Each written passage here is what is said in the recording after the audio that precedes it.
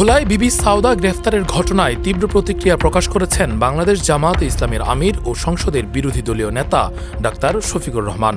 তিনি বলেছেন, জামায়াত কর্মী সাউদা সুমির সঙ্গে যে নিকৃষ্ট আচরণ করা হয়েছে তা নব্য ফ্যাসিবাদের বার্তা দিচ্ছে। ফ্যাসিবাদীরা সব যুগেই নিজেদের ব্যর্থতা আড়াল করার জন্য প্রতিবাদী জনগণের কণ্ঠ নির্লজ্জ ও নিষ্ঠুরভাবে স্তব্ধ করতে চায়। পরিণতিতে তাদের কণ্ঠই স্তব্ধ হয়ে যায়। মঙ্গলবার সকালে সামাজিক যোগাযোগ মাধ্যম ফেসবুকে দেয়া এক পোস্টে এসব মন্তব্য করেন তিনি। পোস্টে জামাত আমির বলেন, জানি না অন্তরে যারা ফ্যাসিবাদ লালন করে তারা অতীত থেকে শিক্ষা নেবে কিনা। লজ্জা লজ্জা।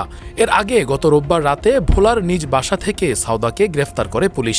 পরদিন তাকে আদালতের মাধ্যমে কারাগারে পাঠানো হয়। এদিকে ভোলার পৌরসভা মহিলা জামায়াতে ইসলামীর এই কর্মীকে গ্রেফতারের ঘটনায় গভীর উদ্বেগ প্রকাশ করেছে বাংলাদেশ জামায়াতে ইসলামী। ঘটনাটিকে অমানবিক ও অনভিপ্রেত হিসেবে উল্লেখ করে অবিলম্বে সাউদার নিঃশর্ত মুক্তি দাবি করেছে দলটি।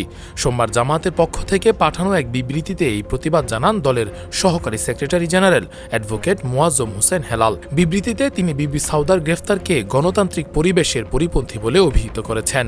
এতে আরও জানানো হয়, গত রোববার রাত 11টার দিকে আইনশৃঙ্খলা রক্ষাকারী বাহিনী বিবি সাউদাকে তার নিজ বাসভবন থেকে তুলে নিয়ে যায়। গ্রেফতারের কারণ জানতে চাইলে সংশ্লিষ্ট বাহিনী থেকে ঊর্ধ্বতন কর্তৃপক্ষের নির্দেশ থাকার কথা বলা হয়েছে। কোনো সুনির্দিষ্ট অভিযোগ ছাড়া একজন নারীকে গভীর রাতে গ্রেফতারের ঘটনায় স্থানীয় জনমনে ক্ষোভ ও আতঙ্কের সৃষ্টি হয়েছে বলেও বিবৃতিতে উল্লেখ করা হয়। Rakibul Islam Rais, face the people, desk report. জীবন অবাক না করলে কে করবে? 28% মিল্ক ফ্যাটের অবাক করার সাথে ফ্রেশ মিল্ক পাউডার। জীবন অবাক করুক প্রতিদিন।